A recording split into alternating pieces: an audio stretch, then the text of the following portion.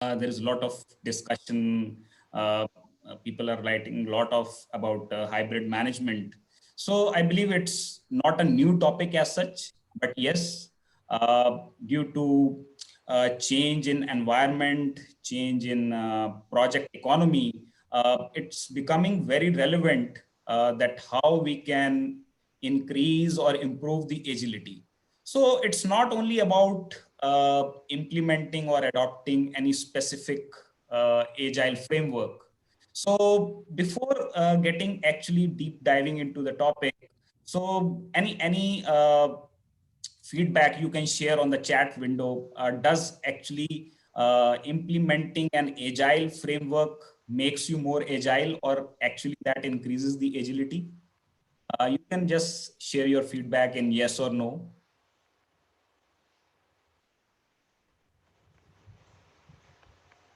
Okay, I can see yes.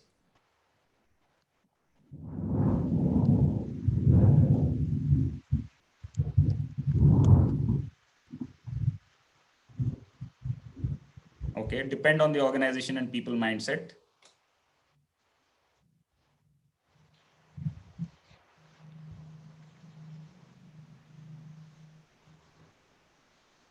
Okay.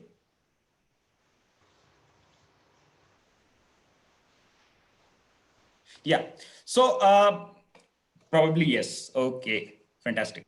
Okay. So now point is, even if we implement any specific agile framework, so does that actually help us in becoming agile? And at the same time, we have to also see whether there is a need to tailor the existing practices which can fit into your culture or your environment, or basically the project context, right? So it is not always that whatever is prescribed works well. So there is a need to tailor something. There is a need for tweaking, right? So that's why we have an approach which is called as hybrid management. So typically thinking about hybrid management, it is basically a blend, or you can say a balance between predictive and adaptive approaches, right?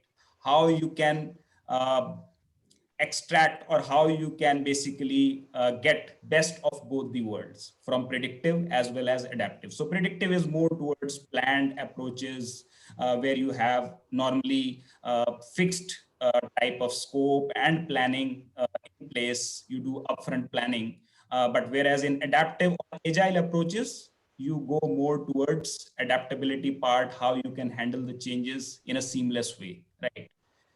So we'll talk more about this.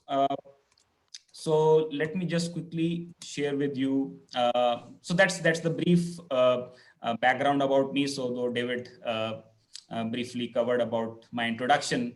So right now I'm just playing a role of program manager, and I have been more on the digital and agile transformation side. I take care of the technology side in my organization. And apart from this, from the project management side, I keep on implementing agile, hybrid, predictive approaches as well, right? So it's not about which one is better, whether predictive or adaptive, but here we'll be talking more about predictive and adaptive. Instead of either or, we'll be focusing more on and. So apart from this, I am a keen writer in terms of various technologies, whether it is robotic process automation, artificial intelligence, machine learning, right? So apart from that, I also love to write on personal agility, and I have been PMI standard reviewer for PMI standard for earned value management, which was released last year, and also a reviewer on a book on agile contracts. And apart from this, I have been an active PMI member and a PMI ACP credential holder, and I have other certifications from Scrum.org and Scrum Alliance. I'm also a digital media global director of PMO Global Alliance, which is the largest online community of PMO professionals across the world, and also senior official of IAPM, which is International Association of Project Managers. So moving on to the agenda, so I'll be covering what actually agility is. I'll be talking more about age of hybrid work in this new normal. So see, now things are getting different, and it's not about which approach will work better, but you need to have more alternatives. So that's why this hybrid management came into picture. When you have more alternatives, it actually increases your agility. And if you do not have alternatives, so again, it takes a form of prescriptive type of approach or a mindset which does not allow that flexibility or adaptability to be embraced.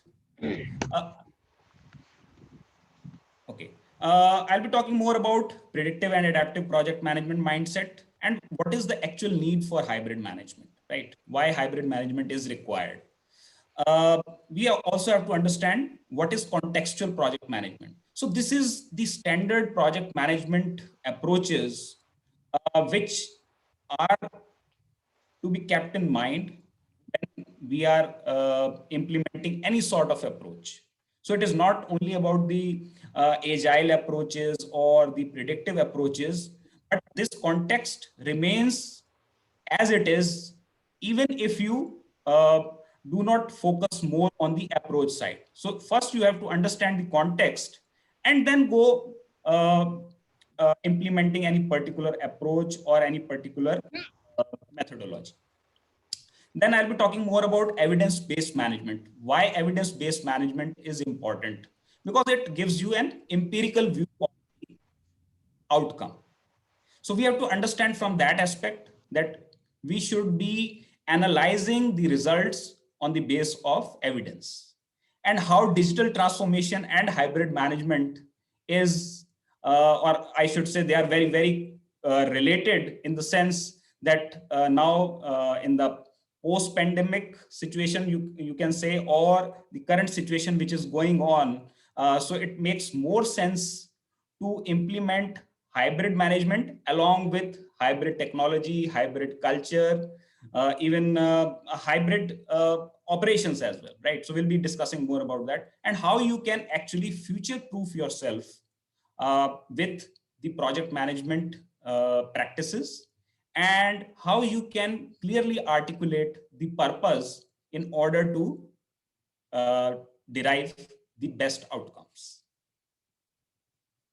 So before coming to the actual topics, so these are few of the facts and figures. The first one, which is about the PMI study, the drivers of agility. So this was released in 2017, and it found that the companies exhibiting a high degree of agility, 68% used agile methods, 71 predictive, and 72% hybrid methodology.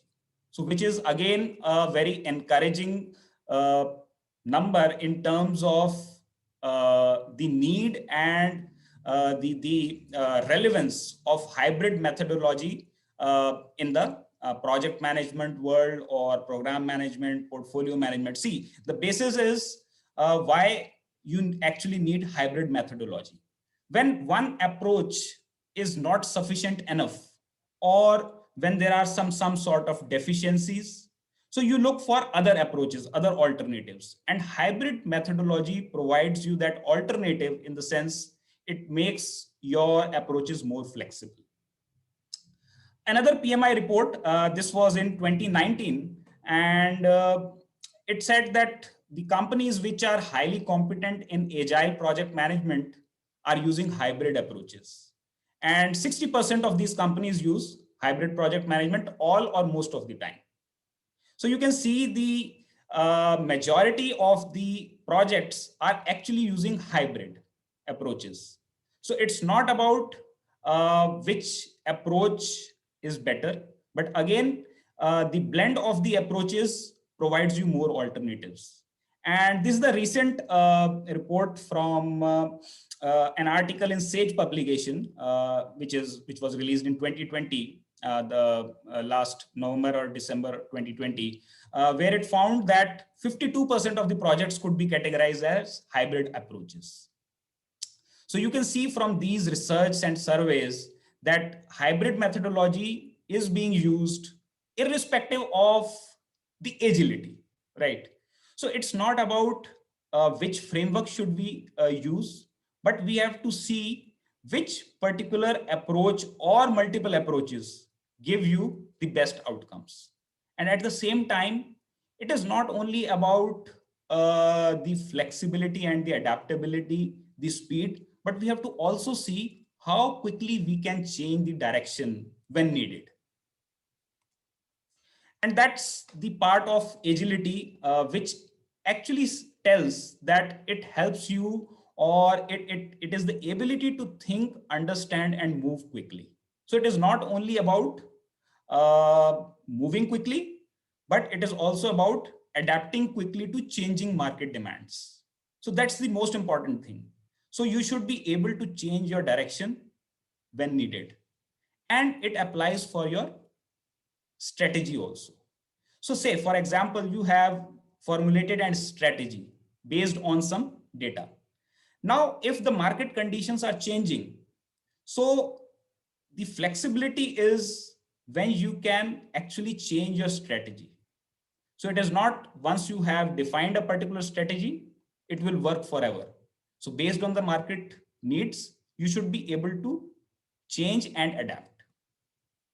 It is also the ability to transform and pivot, right? And from the learning aspect, it's the ability to learn something. You also need to unlearn something in order to relearn and restart. And that's what this pandemic has taught us. So it's not only about working from home, right? When we talk about hybrid workplace or the remote work culture, remote working, but working from anywhere, right?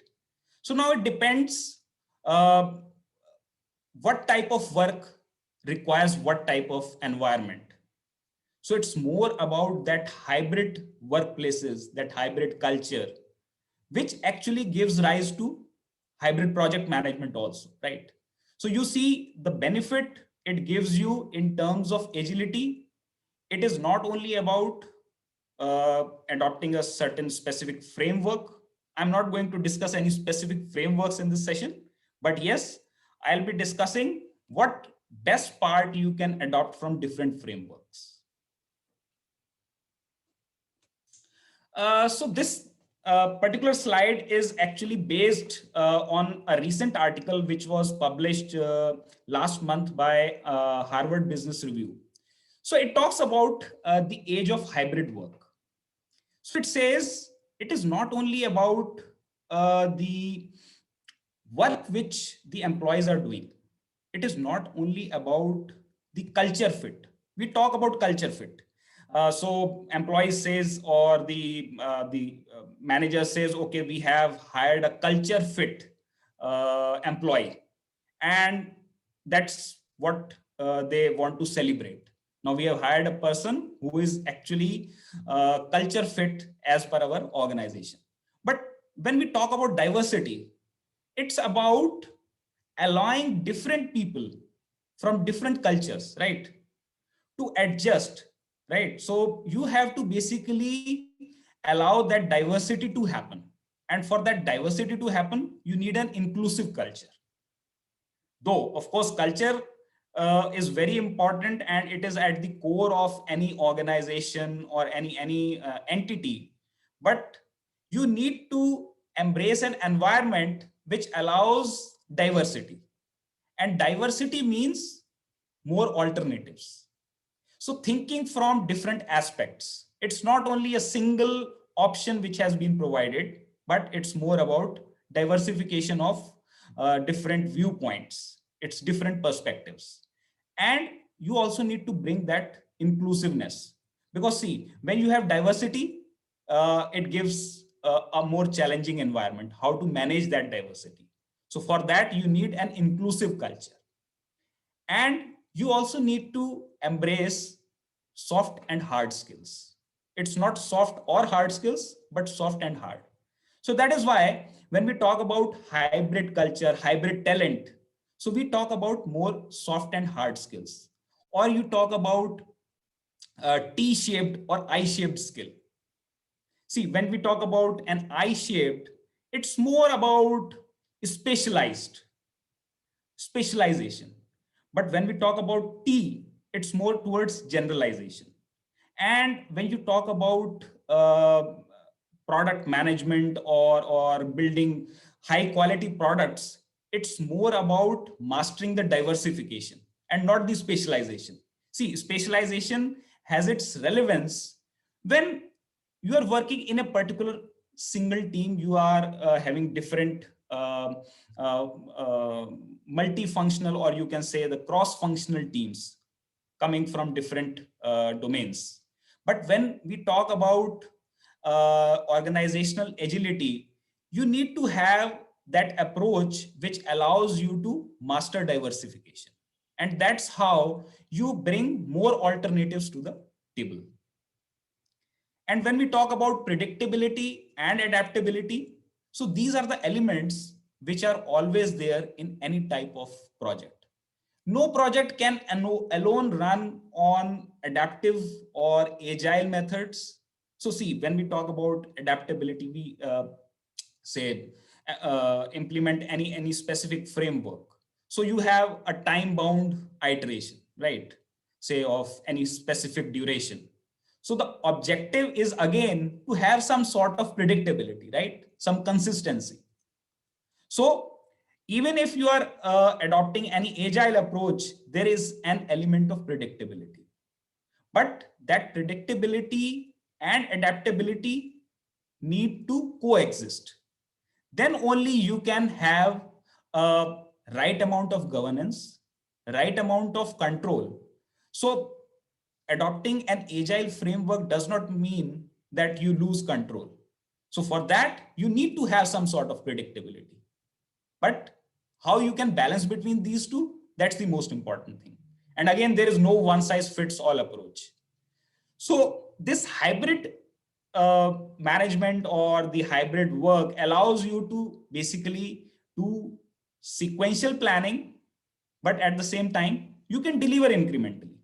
So it's not limited that you cannot plan upfront. You can plan upfront, but as the need changes or as the requirement demands, you should be able to change your plans. So if you talk about the predictive approaches also, when pure sequential or waterfall type of project management approach is adopted. So in that approach also, you revise your plans, right? You create a baseline. You revise your plans also based on the changing conditions, right? If there is some additional work coming up, so you have to revise your plans. And when we talk about agile approaches or adaptive approaches, it lets you deliver the features or the functionalities incrementally and in an iterative way, so that you actually reduce the amount of risk if the complexity is more. You break the complex tasks in smaller tasks so that you can have that visibility and you can get a feedback. So that's the objective of bringing agile approaches. But bringing agile approaches in project management does not mean that you should lose the control. So for that, you need some amount of predictability. I'll just take a quick pause to see if there are any questions or feedback. Okay. Question from, I think it's a comment from Mahesh. For hybrid approach, myself faced only the mindset of the people a big challenge. Absolutely.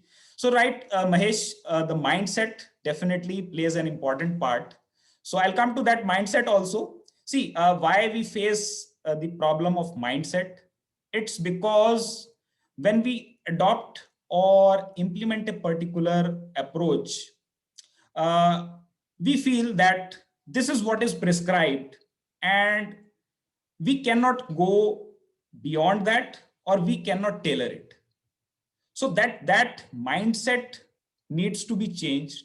And that's why when we talk about agile approaches, it talks about flexibility, adaptability. But unless we have that approach, or we have that mindset which allows this flexibility, adaptability to happen, uh, agile approaches alone will not help.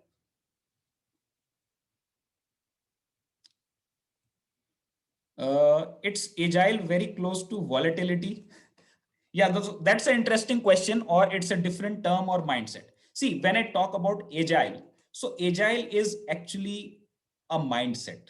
When we talk about agile mindset, so see, it's more towards a value-driven approach to deliver something incrementally, iteratively. But as such, agile is not about volatility. So it tells you that it gives you that flexibility to adapt to the changing market needs or changing circumstances. So let's take an example in, say, personal life.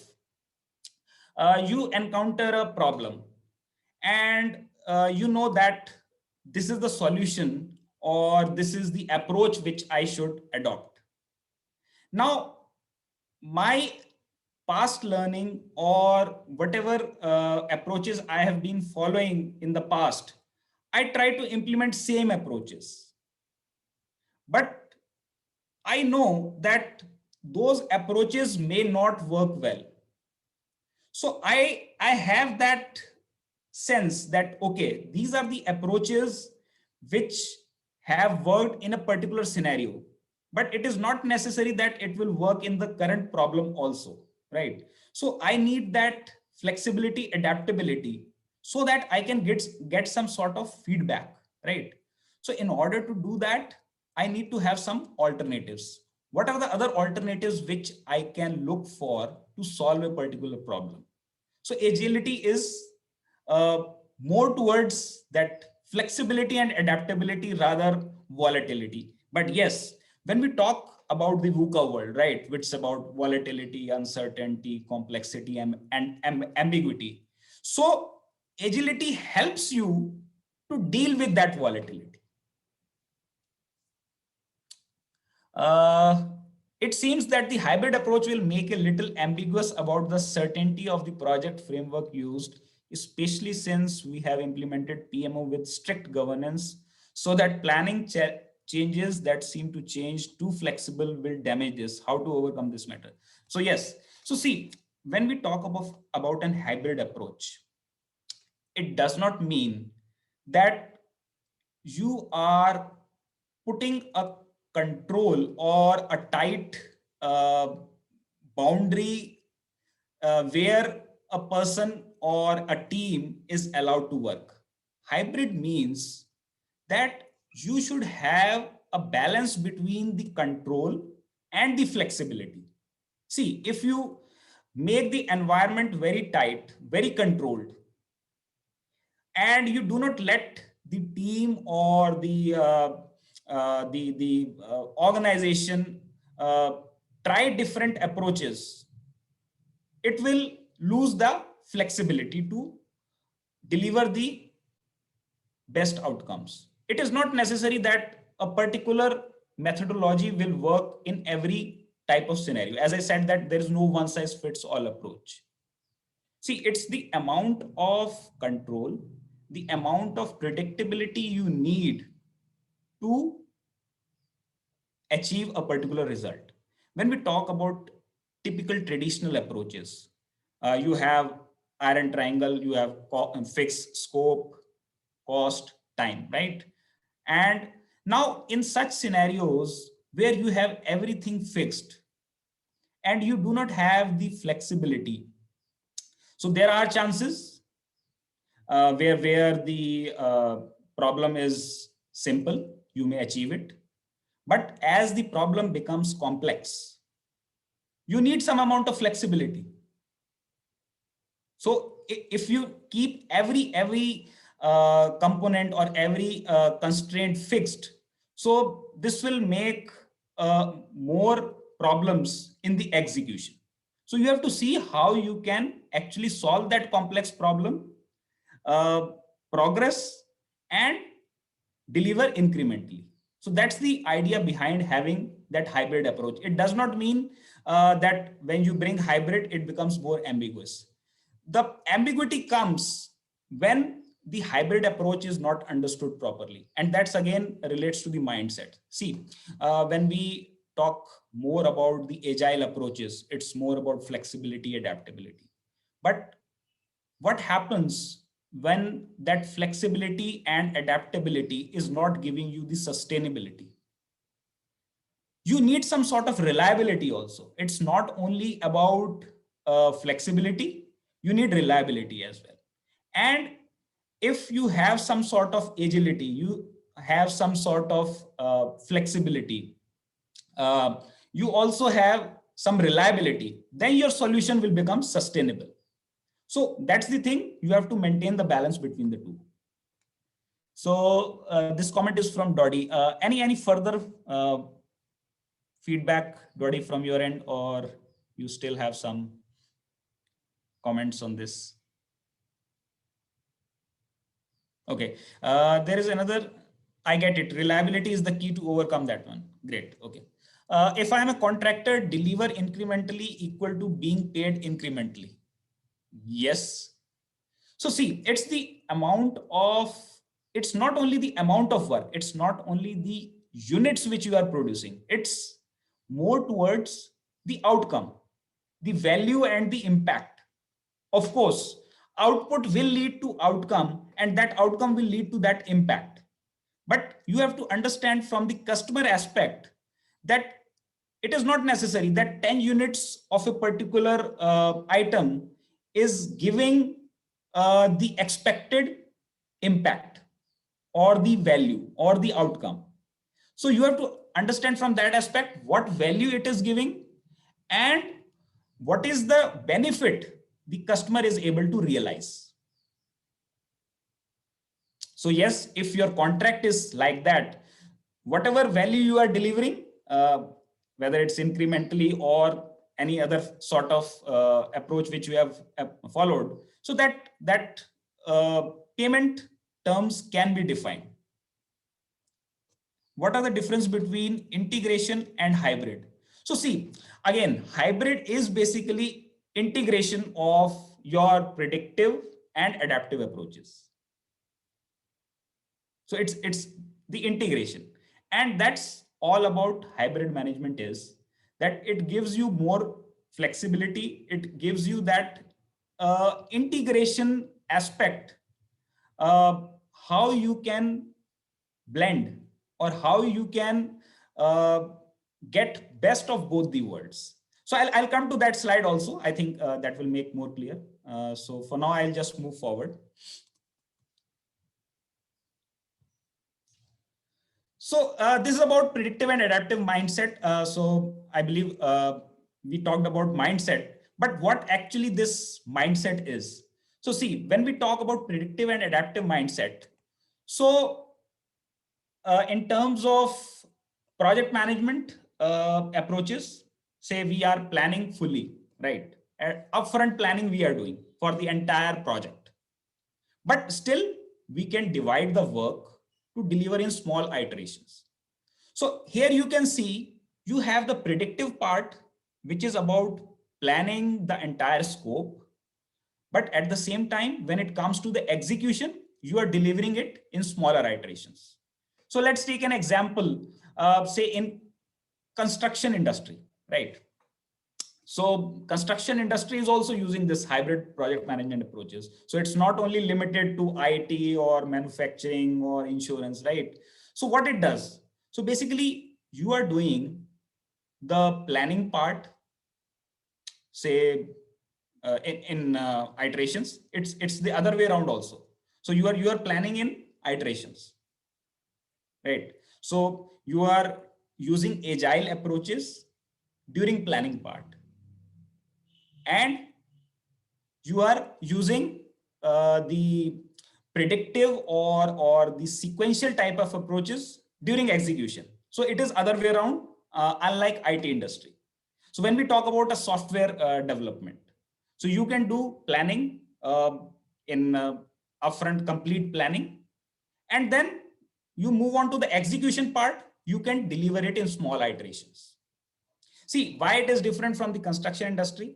So when we talk about constructing a bridge, say, now you cannot use the bridge in parts unless it is fully built and it is tested.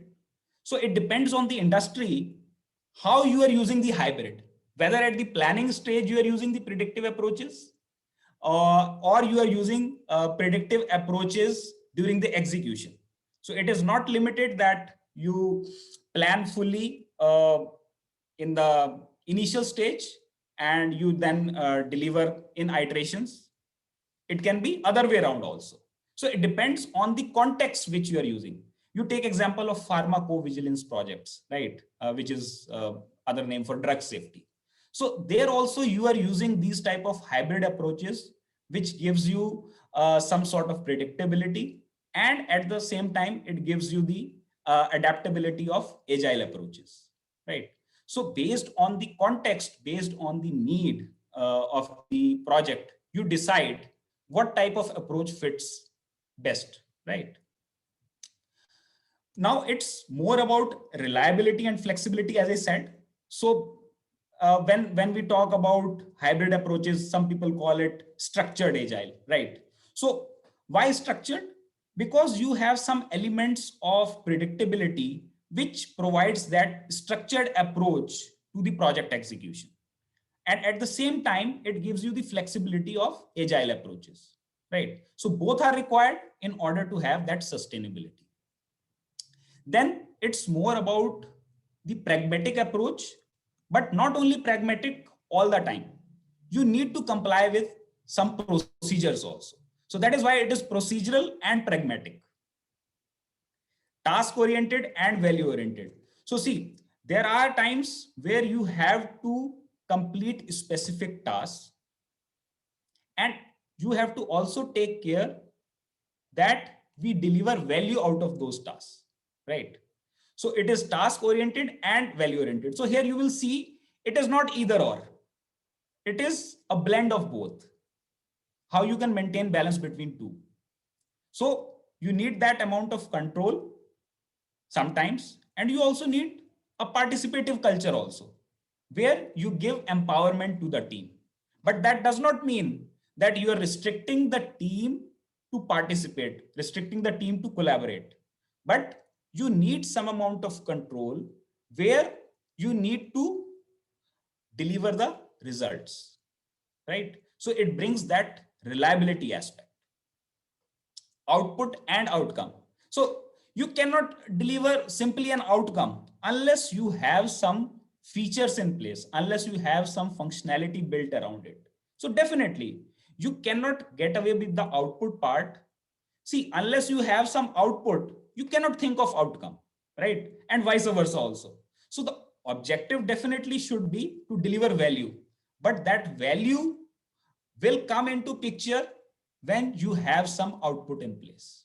So it's not again negating output and only thinking about the outcome or the value, but it's the output and outcome. Constraints and justification. So see, definitely projects work under specific constraints, but those constraints have to be supported by some justification.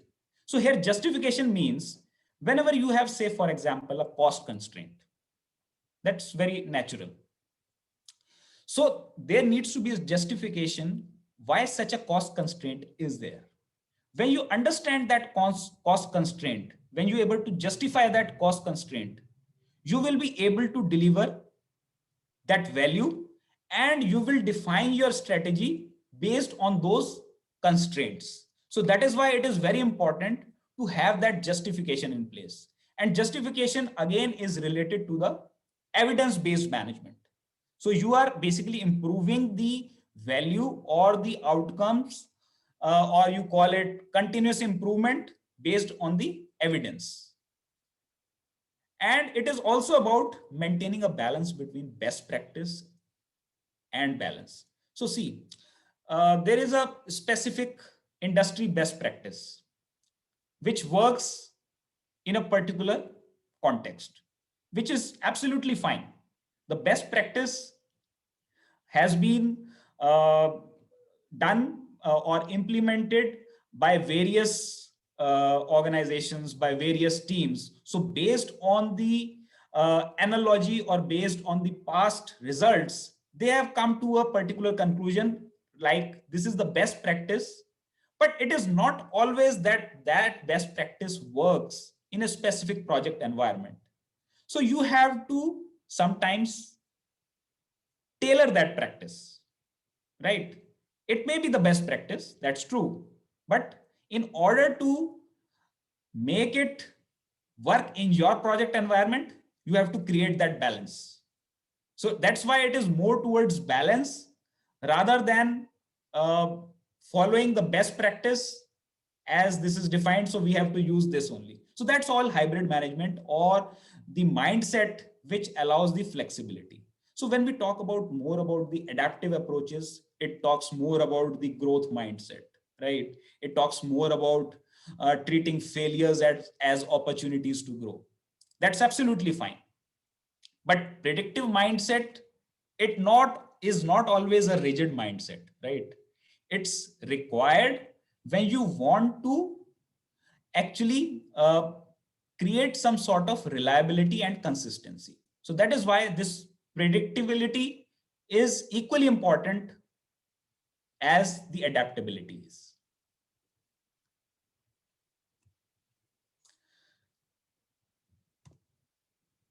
I could see some questions. Does every change need to go to change control board in hybrid project management? Yeah, so that's about the CCB, which we normally have when we talk more about the predictive approaches. But see, it's not about the change control board in hybrid management. I would say change control board in project management.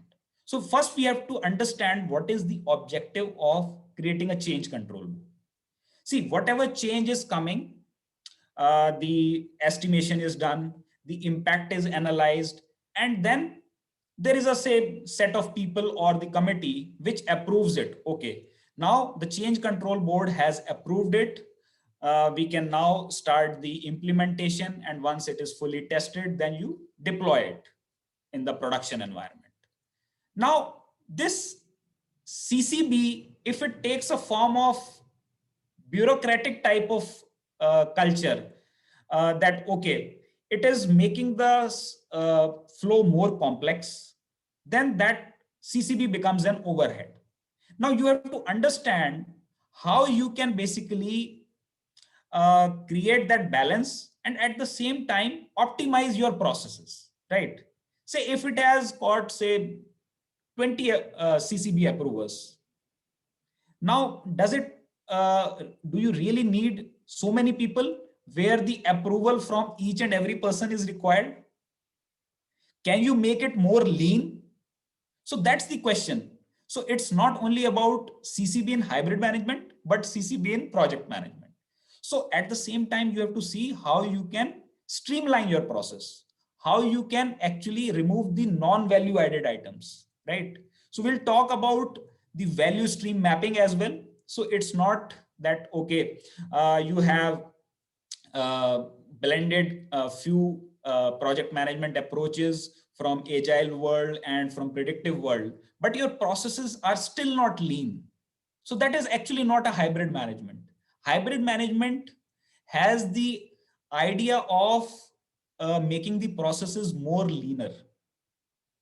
So that's the objective of having that CCB. So now you have to see how you can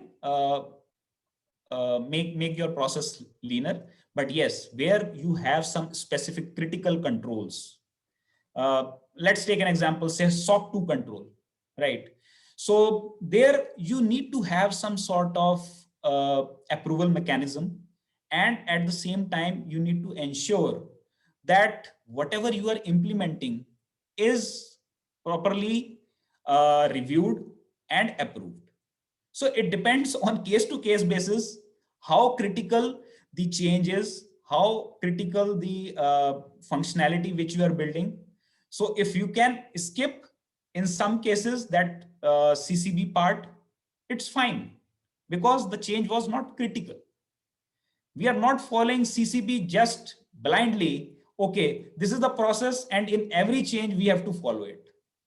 You have to see if you can actually do it without that. But at the same time, that doesn't mean that you lose control. Make your process leaner. Then the next thing is about why we actually need hybrid management. It is more about getting best of both worlds, bringing flexibility and structure, right? And it also helps you to implement multiple models, right? So it's not only about a single model or a single approach which we are talking about, but that's why we talked about the alternatives. How many alternatives you have to solve a particular problem. And when you have those alternatives, you will try to bring best practices or the best part or the best features which you have from different approaches, right? So that is why it helps you to blend multiple models. And another reason is all your requirements and deliverables are not fixed, right? So you need to have some sort of hybrid approach which allows you to deliver your fixed requirements, say in a predictive manner, and some complex requirements or the complex adaptive problems, which we call in a adaptive or agile way, right? So that's the idea behind bringing that hybrid management. Both predictive and adaptive approaches can coexist. And at the same time, it allows you to handle uncertainty with certainty. So see, there are uncertainties in the project, definitely. So that may lead to change, but you have to handle them with a certain type of mindset. Okay, this uncertainty is definite. This uncertainty has to be there, right? So it cannot be like 100% of the project is certain. And that's why we are doing a project, right? If everything is certain, there may be a very few percentage of projects which lie in a certain type of category, right? So there are chances of success, there are chances of failure. But now the thing is how you can improve the chance of success. So that is the quality which you bring in when you allow that uncertainty to be handled in a certain way. So it is not something which has come up abruptly. So you take care that you basically assume that this uncertainty will be there, and that's how you are bringing multiple approaches to deal with different type of problems. And fully agile, fully sequential are always not sufficient. There could be internal deficiencies. There could be deficiencies or challenges in a single approach, which you can cover up by bringing other approaches. And at the same time, you can also build a custom approach. So hybrid is not only about blending two, you can create a custom approach which can fit in your environment, right? And it also helps you to bring flexibility in goals and change in strategies whenever required, right? So you have fluid and solid type of deliverables. So when you have more fluidity, so you go for adaptive or agile approaches. And when you have solid type of deliverables, you take care through predictive approaches. So every project has some sort of fluidity and solid type of deliverables. So it is not always that all your requirements, everything is fixed. And that's why we faced a challenge when we followed a single approach only, right? So that's why we need to build that mindset which allows to adopt various approaches, not one or two approaches, various approaches and alternatives to coexist. Who will report to PM when work with Scrum team? So do we need Scrum Master in hybrid approach? So that's an interesting question. See, that's question from Sachlani, if I'm pronouncing it correctly. So see, when we talk about hybrid management, so you have a project manager and you also have a Scrum Master also. See, it depends on the approach which you are using. When you have more of the predictive type of work, you need a project manager. And when you are dealing with more type of, say, let's say you are using a Scrum framework, so there you come from the aspect of Scrum Master. So Scrum Master role is limited to the Scrum team, the product owner. But when you have multiple Scrum teams and your product moves up the layer, say takes the form of a program or portfolio, where you have some projects or some products in the form of, say, predictive approaches, some in agile approaches. So there you need a role of a project manager or a program manager or a portfolio manager, right? So both roles coexist. Now it depends what type of project or problem you are solving, right? So yes, hybrid approach where you have more of agile approaches specific. So you can use, you will have that Scrum Master, right? So it depends on the framework which you are using. So both can coexist.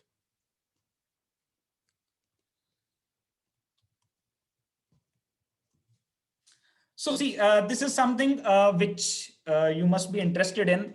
So normally when we talk about hybrid project management approaches, so what happens is you talk about best of both the worlds. So see, you see a Venn diagram, which is something like A intersection B, right?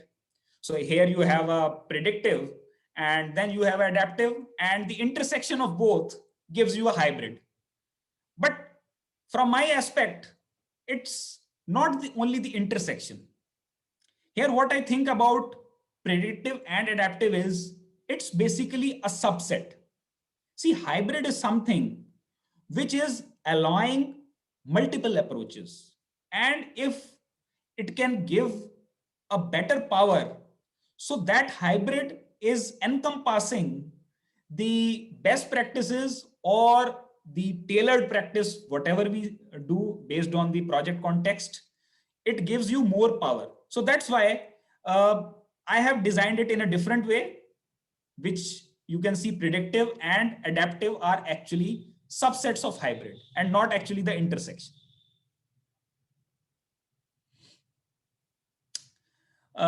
In my team, SM is another additional role for PM.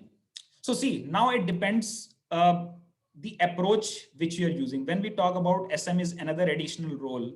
So see, there are things when we talk more about the predictability and the overall project landscape. So there you definitely need a project manager. And see, Scrum Master is also doing some sort of project management activities also, though there is no doubt that he is the person who ensures that Scrum process framework is followed in entirety. He coaches the team, he removes the impediments, helps the team in dealing with various ambiguities. He is also has got services with product owner, with the organization. But Scrum Master also has some limitations. When we talk about hybrid approach, there you need some sort of a management practice which allows to make the agile approaches more stronger. That's why when we talked about reliability, so that reliability part or the structuredness is achieved through predictive approaches. And for that, you need to do some project management activities. Now it depends. If a Scrum Master is capable of dealing with all the project management activities as such, which is beyond the Scrum team purview.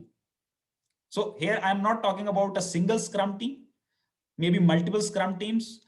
You have multiple programs in the organization. You have multiple projects. See, you are building a single product. That's fine. But there could be multiple products in a project. So there you need to have maybe multiple Scrum Masters, and you need to have also a project manager, right? So it is not necessary that Scrum Master can do all the project management activities. When the scope of the project increases, you have multiple products inside a project, right? So these are various approaches. The first one is classic waterfall or agile, which is either we call it classic or waterfall, and with agile. So as we talked about, you can have the sequential approaches during the planning phase and iterative approaches during agile. Now it depends whichever framework you want to use based on the context, and you also need to try. See, there is no one size fits all approach. So in every case, you cannot use same approach, right? Same practice. Now, there could be another approach, which is about mixing various agile approaches, or getting best practices from various agile frameworks. Say, for example, you have, say, Scrum, you have Kanban. So when there is a need where you want to get the best outcomes through Scrum and Kanban, you can basically make a hybrid approach of Scrum and Kanban also, right? So it's not limited that you cannot use multiple frameworks at the same time. You can use it. Now, see, the idea behind Scrum is to have that time box type of deliveries, right? So that's the aspect. But when we talk about Kanban, it's more towards just in time. So whenever you have a capacity, you pull the items, team starts working on it, and then basically delivers it. Now, there could be situations where you cannot alone work with a Scrum framework. You need to have some sort of flexibility, which gives you the option of having time boxed iterations as well as some iterations, or I should call it just in time capability, right? So that you can blend both these. Now it depends on the type of work which you are doing. If you're building a complex product, there you need to have some sort of adaptability, more of you need to have some sort of collaboration between the team members, right? So there you can use that Scrum framework. And where you have more of, say, individual tasks or some sort of specific items which you are doing, and you are not actually building a product, right? There you can use Kanban type of approach. So that's how you can blend two. Then you can also use multiple approaches along with lean approach also, right? So there you have multiple approaches. You bring various type of scaled agile frameworks. You also use different disciplined agile frameworks also, right? So it's not about a single approach. Say, let's take an example. So you are say building hardware and software both in a particular project.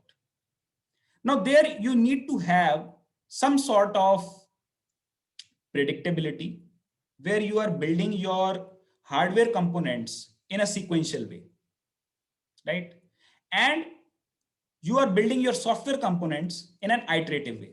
But there are certain dependencies between hardware and software components.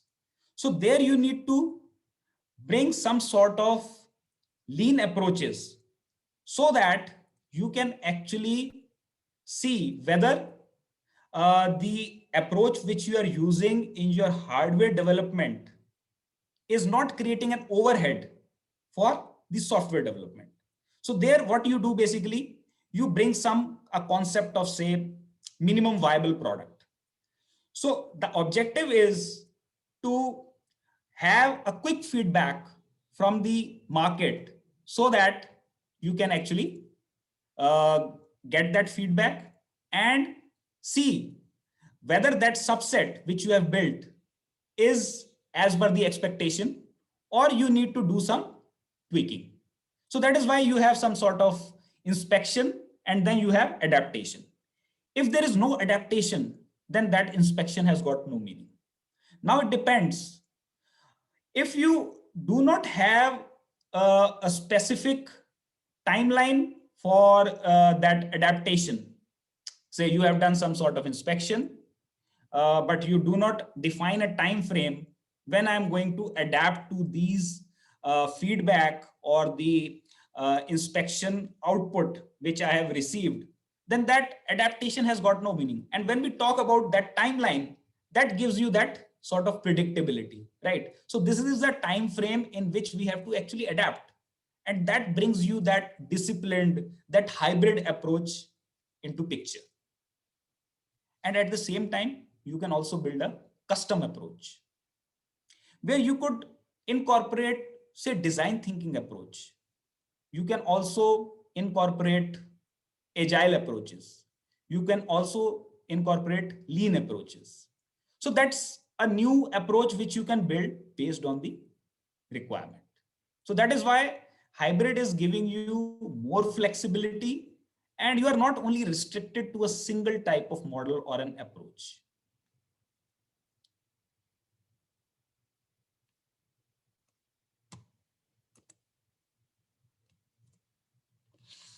Next is about the contextual project management. So see, these are something which every project management approach talks about. It's not limited to hybrid, but yes, it makes more sense when we are implementing a hybrid project management approach. See, every project management approach has some political aspect, some economic aspect, some sociological aspect, technological, legal, environmental. Let's take an example about political aspect.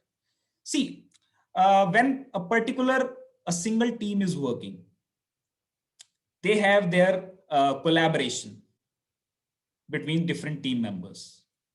When you have multiple teams and multiple parties or multiple stakeholders, multiple external stakeholders, multiple internal stakeholders, as the number of participants or as the number of stakeholder increases, the political environment has to be dealt in a different way. There could be another situation, like let's say there is some project going on, and during that project, say there is a government project and government changes during the execution of the project. So that could also have some impact on the project execution, because you never know how the new project or how the new government is going to react to that project. So there could be various political aspects within the team, within the organization, with your stakeholders, with the client. And if some changes happens, your customer says C-suite changes, or your internal vendor side C-suite changes, right? So that could have a political impact on the project. So based on that, you have to see which different alternatives you can try. I think there is a question from Misbah. More easier to have a sense if you can give an case example in any organization. How is their best practice? Okay. So if you talk about best practices, say for example, I would take an example of say software industry, right? So in a IT project, say you are building some particular type of feature, right? Or some functionality. Now, I'm doing some specific set of activities, and based on those activities, there is a specific team which is going to use that as input. So in that sense, there is a dependency, right? So unless I complete my task, the another team cannot start. Or if a particular team is working on a particular requirement, the another team cannot start.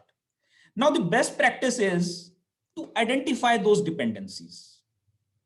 Now, there could be situations that you are able to identify the dependencies before the project is starting. And during the project phase also, you could encounter some different dependencies.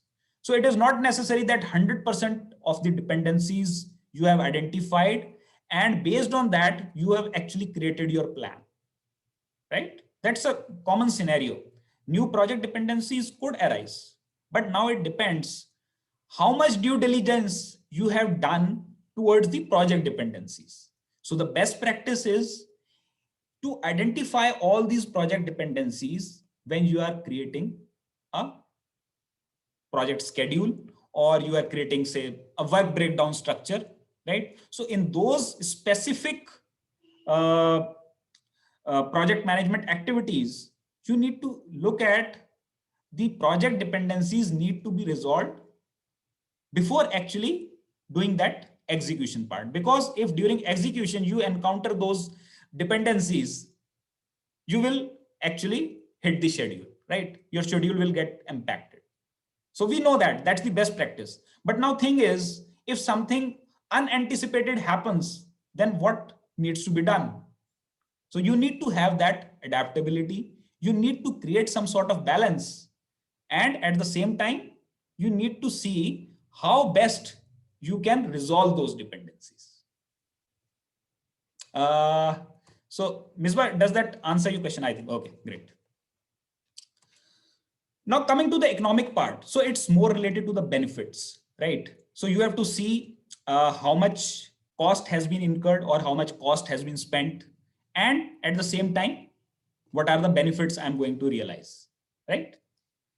So these economic aspects have to be looked into along with the sociological. What social impact it is making, how it is impacting the lives of the people, right? So based on that, say, for example, if you have say creating a or setting up a manufacturing industry, manufacturing plant, right? So you have to see whether it has got some impact on the society.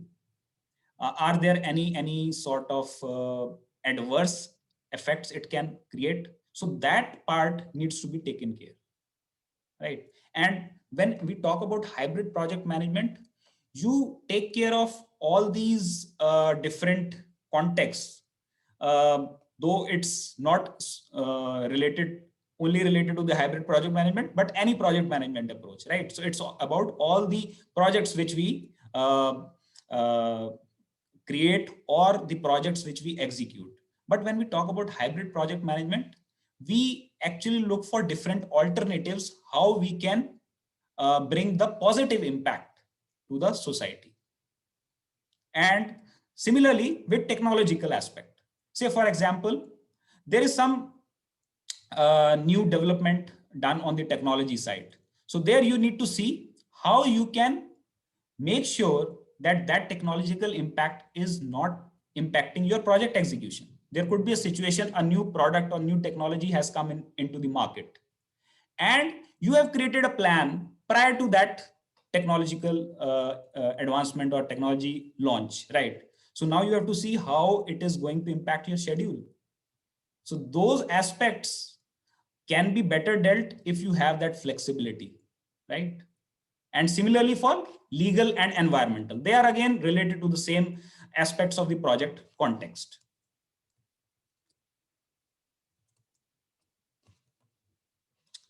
So I'll just take a quick pause to see if there are any specific questions. Seems in hybrid more proportion on waterfall than agile. So see, it's not only waterfall or agile. It's, I think, the balance which you need or the proportion you need between agile and waterfall. So we are not saying that you blend it with equal quantity. So now it depends on the nature of the project, the complexity of the project, the risk involved in the project, which will actually help you in deciding what amount of predictability or what amount of adaptability you need, right? So that's the point. I think there is another question. I read your profile. You ever handled robotic automation project? Oh yes, that's great. So I'm part of RPA delivery itself. So could you show me what part can be delivered incrementally at robotic automation project? Yes. So see, that's a interesting part. when we are say automating any particular process, let's take an example. We have taken a say financial process, right? Say let's take any sort of invoice processing, right? So in that, what you are doing, so you are actually using some part of adaptability which is allowing you to handle the changes in the process. Of course, the process can be used when it is completed in totality, but you have to identify if you can create an MVP, minimum viable product, right? And if you cannot create a minimum viable product, you have to execute it sequentially only, right? There could be chances that you have actually broken that process into some smaller processes, sub processes, and you can deliver some sort of value out of those sub processes, right? Now it depends how you have actually broken down your different complex process. What is the understanding between your product owner, right? If you have basically using an agile approach to deliver incrementally. But if there is no thing which can help you in creating a minimum viable product, right? Because say it has got say 100 steps, and unless you complete those 100 steps, that process is not going to deliver value to you. Then in such scenario, you have no other option to deliver or to build sequentially and deliver at the end. So that's the important thing which you need to see whether you can actually break your process, your complex process. If it's a simple process, that's fine. So you're using a simple linear approach. You are doing the planning, you are doing the design, you are doing construction, testing, then post go live, post production, UAT, everything you are doing in a sequential manner. But if you have some sort of flexibility to deliver value in increments, then you can do it. Of course, in automation projects, it depends how you are defining the value. When we talk about specifically say RPA, you create say bots, right? So it's not only about the number of bots you have delivered, but it's the actual value which you have delivered, right? So there could be say scenario, you have created 20 bots, but those 20 bots are not actually helping the customer to realize the benefits. He may be using only 10 bots out of those 20 bots, right? So you have to see the product cost ratio. Then only you can help in realizing the benefits. Okay, moving on to the evidence-based management part. So this is again a very important aspect from the empirical process control or the empirical management, which talks about the current value, time to market, ability to innovate, and unrealized value. So see, current value is the value which you are delivering to the customer as on date, right? So it is very important.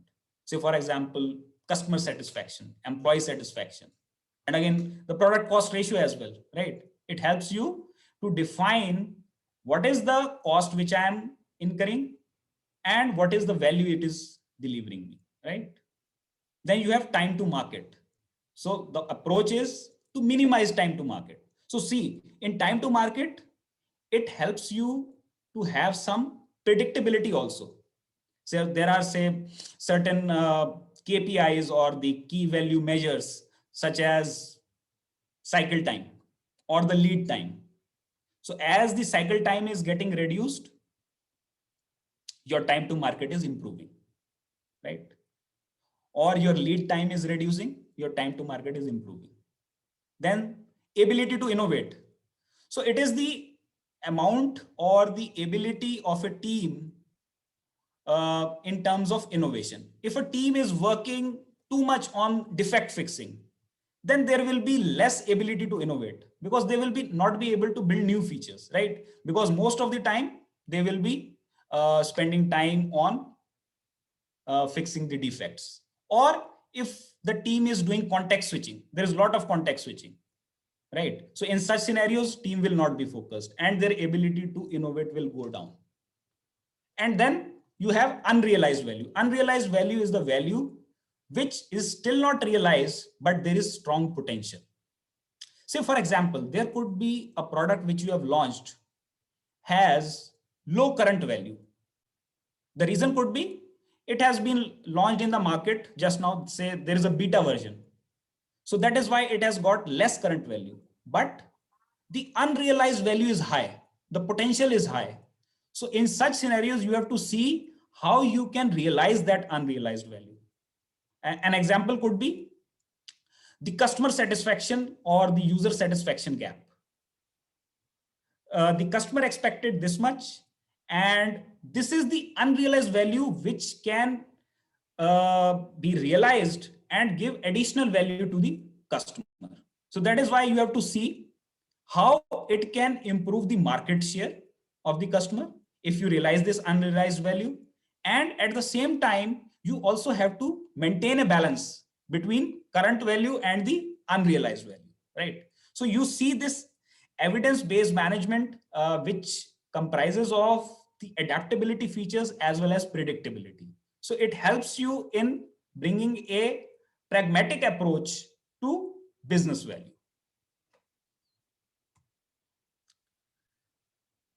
So next is about the digital transformation and hybrid management, how they are very much related. So see, when we talked about hybrid management, we talked about the predictive and adaptive approaches, the lean approaches. So see, digital transformation is not only about the technology part, right? It's beyond technology. It talks about culture, right? So culture is something which allows you to build an environment how you are actually want to promote a culture of, say, learning, a culture of automation, a culture of even uh, integrity and ethics also, right? So it's not only limited to technology part, but a culture which allows diversification as well as bring some values. So when we talked about, say, culture fit initially, so culture fit definitely is one part, but when you allow people from diverse backgrounds, you get more perspectives. And that's why the hybrid culture is promoted, right? Then you have hybrid operation or hybrid technology or hybrid infrastructure. Let's take an example, say hybrid cloud. So what is hybrid cloud? It's basically a private cloud on premise and one or more public clouds. And beyond that hybrid cloud, now we have multi-cloud.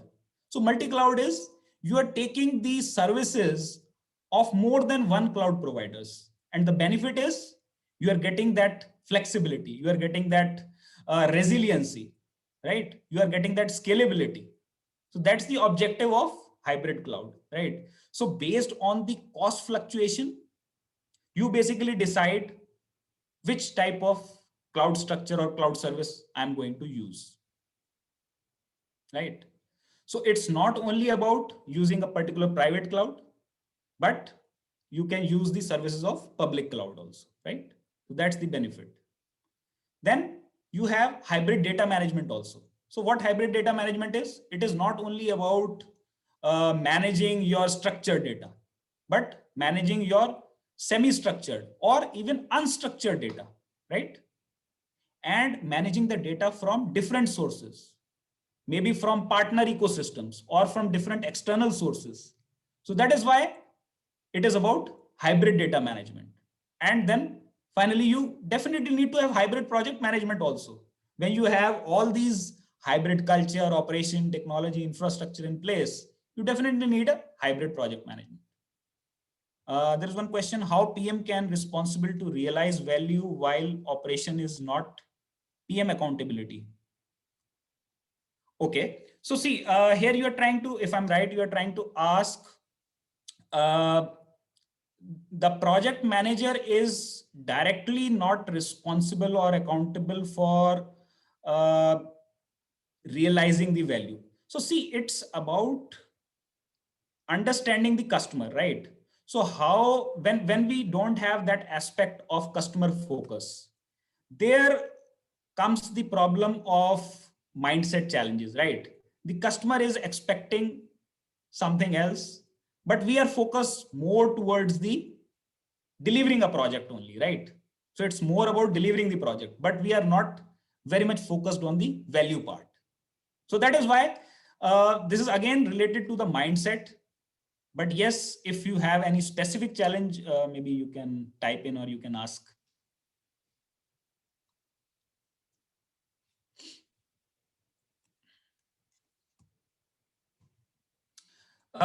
So this is the last slide. David, I believe we still have some time, or we are. Yeah, we have around 5 until 10 minutes actually. Okay, okay, sure. Okay. So on the last slide, I've just put how you can actually future-proof yourself, right? So it's beyond these different project management approaches, which talks more about the clarity of purpose. So see how you particularly drive a purpose, or how you communicate a purpose, how you make it more clear. So see, purpose is basically driven through three key parts or key elements, you can say. One is vision, what you want to actually achieve, what is your goal, right? And your mission, how you want to achieve it, right? How you want to achieve that mission, vision, and the values. So these are the three key parts which actually makes your purpose holistic, right? The vision, the mission, and the values. So values are something which an organization or a team or any sort of community entity believes in. So these are our values. It could be your integrity, your accountability, collaboration, right? So these are the things which define your purpose. So that purpose should be clear whenever you are adopting any approach in any sort of problem. So that purpose has to be clearly defined and communicated. Then you also need to measure predictability and adaptability. So both the elements are required. You cannot uh, uh, leave one element and go with the another element. You have to make sure that predictability and adaptability coexist. Whenever we talk about estimations, see, when we talk about predictive world, so we have, say, different type of say effort which we are creating, right? So we are doing all the effort estimation. But when we talk about adaptability, we are also doing effort estimation. The way could be different, right? We are using some sort of, say, story points. But story points, say for example, is a relative way of estimation. You are comparing something and doing some sizing, which is a high level estimation. But that story point will actually not tell you whether you will be able to deliver in this much amount of time. So that is why you need some sort of predictability or absolute estimation, right? So you see both the elements, the predictability and adaptability, are going hand in hand. And most importantly, think, plan, and act. And if there is inspection, you must ensure there is some adaptation. But at the same time, you need to make sure that that inspection is meaningful. It's not an overhead just for the purpose of following a specific ceremony. We are doing inspection. If there is a need, when you feel it, do it. So that's more about that flexibility. Follow plan, but revise when required, right? So that's all about tailoring, baselining the things again if there is a need, right? And last but not the least, agility and stability both need to be there in order to have that sustainability. So that is all from my side. Over to you, David, if we have any final questions. Hello, thank you, Gaurav. Yeah, actually, there is still one question from Tori Rianto in the chat box. He Are asks these whether hybrid? Yeah. Are these hybrid management approach will be part of PMP exam in 2021? it's So difficult. see, It's difficult to measure. Yeah. that's an interesting question. So I think yes, hybrid, I think approaches are already being used, and I think they are already part and parcel of PMP exam. But I think going forward, looking at these surveys, I think if you are appearing for PMP exam, so you must prepare for it. Thanks, Gaurav. Ambassador. Thank you.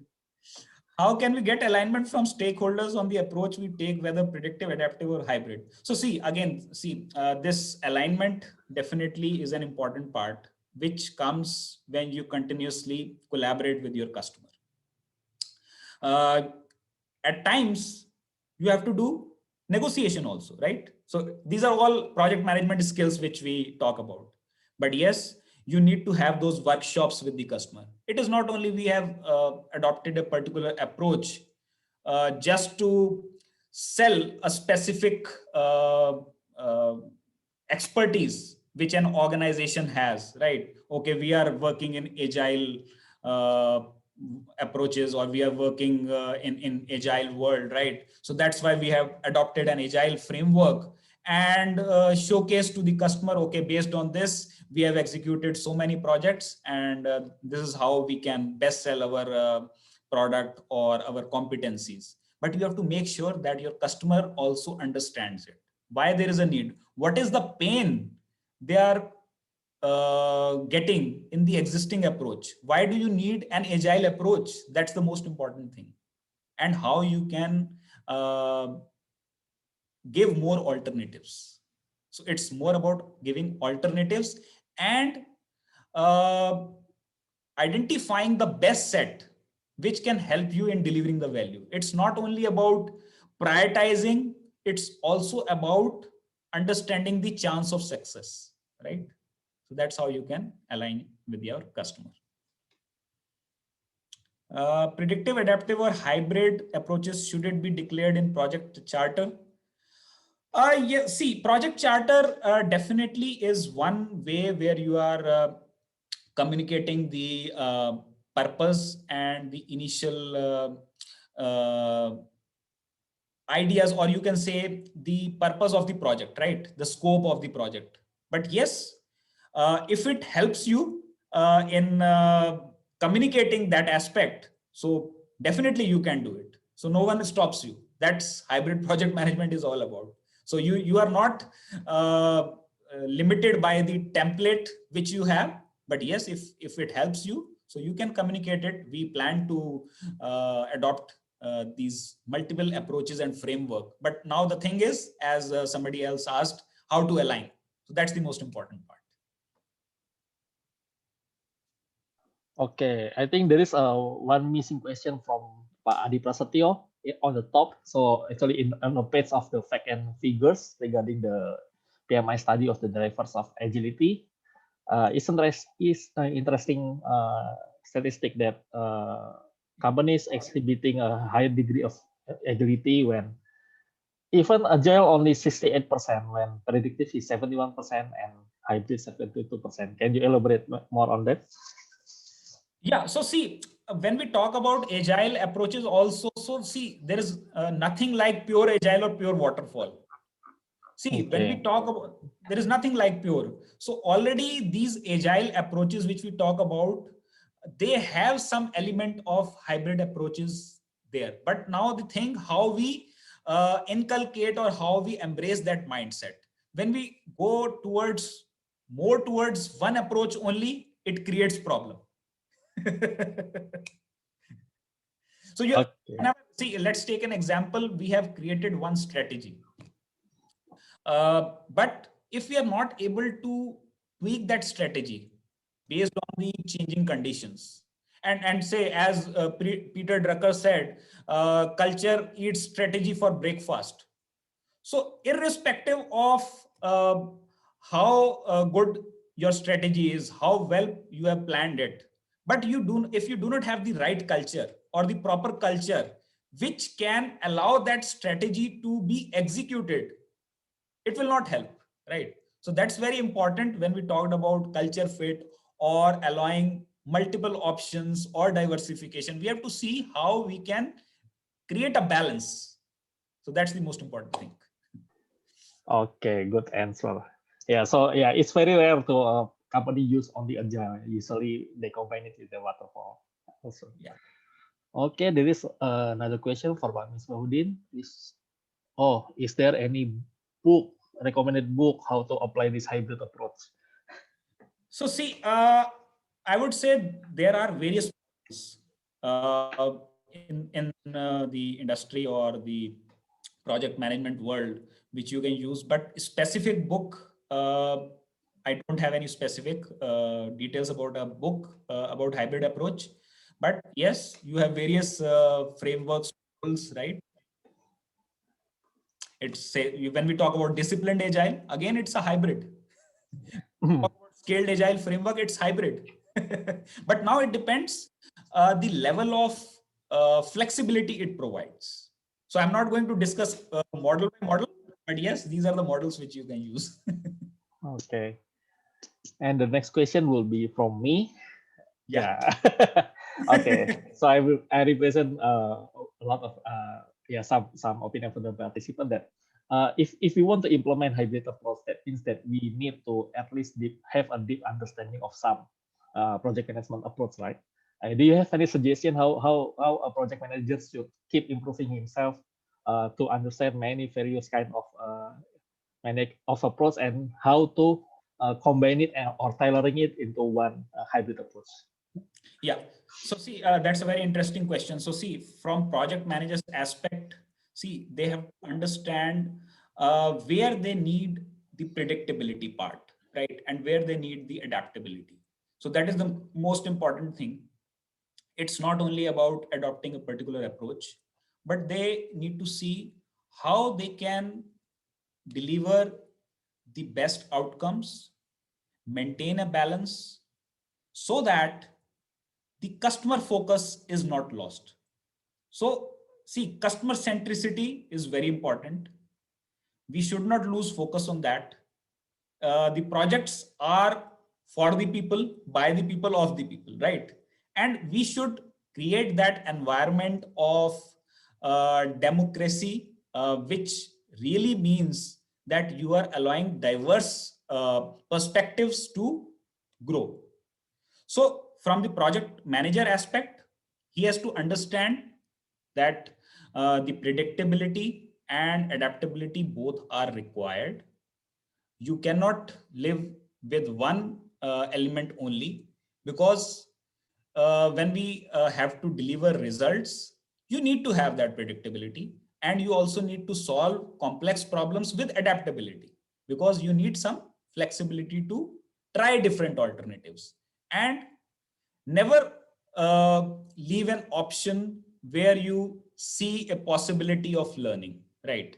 It's not only about delivering projects, but it is also about improving the user experience. I see. Yeah, because out there, I said out there because I believe no one here think like that. because because out there, usually there is still some people who is blindly follow the waterfall approach or maybe the agile approach, right? Sometimes for waterfall people said, what is agile? Project is not that simple to be run frequently, iteratively, right? When the agile say that waterfall is too rigid, that's like that. Yeah, it's only a few of people who already implement waterfall and agile fluidly. Definitely. You see, whenever we restrict to one, I think there's some. Okay, sorry. Yeah, whenever we restrict to one approach and we do not try different approaches, that actually creates that rigidity actually. So see, flexibility is all about trying different things. Yes, I agree. Okay, I think there's no more question, and I think we already passed the time. Before we close the session, can we take a picture first? Please turn on your camera.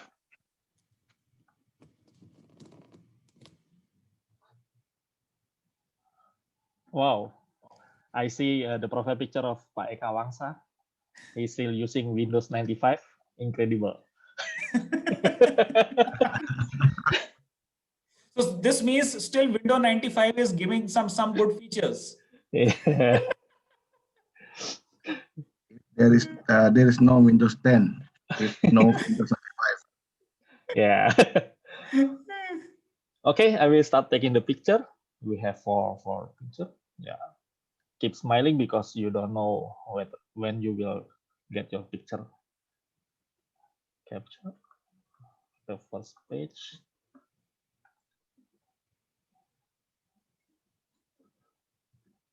Second page.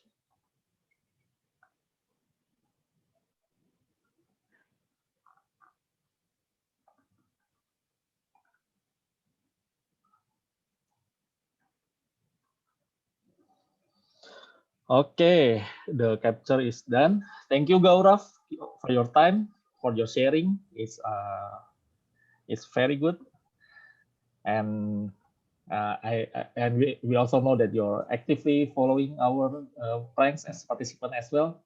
Thank you for keep contributing for us. Okay, I think this is the end of our session tonight. Thank you, everyone. See you in the next pranks. Thanks, Thank you everyone. so much. Thanks, Thank you. Thanks, Oh. everyone. It was my pleasure. Thank you, Gaurav. Thank you, Thank you, David. Gaurav. Very much, Gaurav. Nice meeting you all. Thank you. Thank you, Gaurav. Thank you, man.